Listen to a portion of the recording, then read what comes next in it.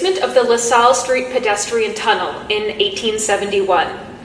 In the 19th century, movable bridges were very difficult and very expensive to build. There were a lot of problems with them involving the style of the center pier swing bridge, which led to a lot of boats crashing into the sides of the bridge.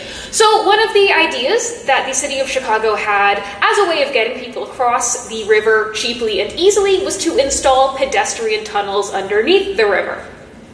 The problem with the pedestrian tunnels is that they were built in the 1860s and 1870s, at a time before electric light was invented, and so all of the tunnels were lit by very smoky forms of light. In addition, the river was extremely polluted at this time, so the tunnels smelled very, very bad. So they were very dark, they were very damp, they were very smelly, and they were overall a very unpleasant experience for the people who used them. The incredible thing about the LaSalle Street pedestrian tunnel is that it opened to foot traffic in July of 1871. If the year 1871 is ringing a bell for you, that is because that is the year of the Great Chicago Fire. That happened in October of that very same year. The LaSalle Street pedestrian tunnel was very unpopular for pedestrians, but it was extremely well timed in terms of the fact that it was constructed just before one of the most severe catastrophes in Chicago history. All of the bridges that existed at that time were very crowded with people trying to escape the flames, and the tunnel was a really important way that some people were able to flee to the north side. Of course, the fire did cross the river by the river catching on fire, which is one of the signs that you have an extremely unhealthy river. But nonetheless, the LaSalle Street pedestrian tunnel was very fortuitously in place for people to use to escape, and it was closed down to pedestrians very shortly afterward. In the 19th century, the city of Chicago looked very different from how it looks today. And one of the main differences is the extreme level of pollution that was associated with the city of Chicago in the 19th century. So the shift from subsistence farming to market production of goods generated a lot of waste. The establishment of industrial plants in and around the city of Chicago also produced a lot of waste. And all of this waste essentially stayed in the city. It either polluted the air or it went into the waterways. And the Chicago River is the main waterway, which, as we know, it used to drain into the Lake Michigan.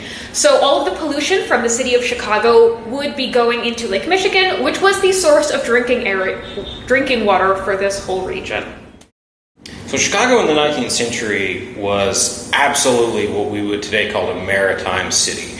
While it is still referred oftentimes and thought of in terms of the railroad and a railroad hub, Chicago was built because of the river and itself as a port.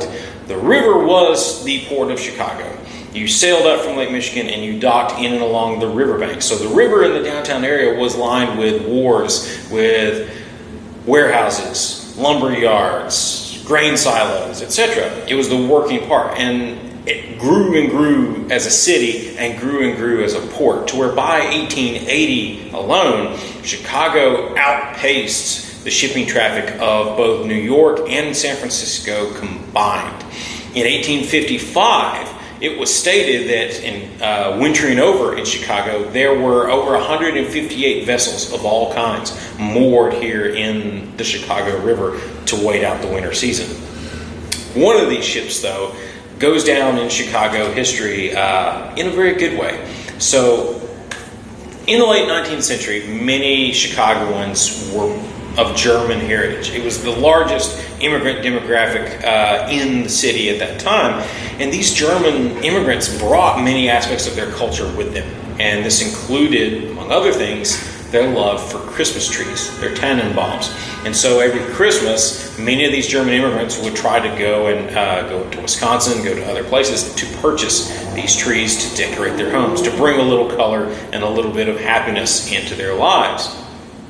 That being said, a German enterprising ship captain by the name of Captain Hermann Schünemann decided to take his schooner, the Ralph Simmons, and make one last run in November, at the end of the Great Lakes sailing season. And they would make a run to the Upper Peninsula of Michigan. They would load up with fir and pine Christmas trees, sail all the way back down to Chicago, up the river, and dock near the Clark Street Bridge and offload those trees for sale to these Chicagoans, many of which were given away to families that needed extra help. He was known to be a kind man, and over several years this became an annual tradition where people would come out and watch for Captain Santa and the Christmas tree ship. However, as all maritime stories on the Great Lakes often go, the gales of November claimed the Ralph Simmons in the early 1900s and went it down with all hands, including Captain Schuneman. They all perished in this storm, and that seems like that would be the end of the story. But Captain Schuneman had a wife and several daughters who decided to continue the tradition. They purchased another schooner and they began making regular runs. His daughter, Elsie Schuneman, often helped captain the ship on its run, and this tradition is still continued to this day in the form of a cutter from the United States Coast Guard, which makes a run, picking up Christmas trees, coming back into Chicago, offloading them onto the Riverwalk to be given away to charity.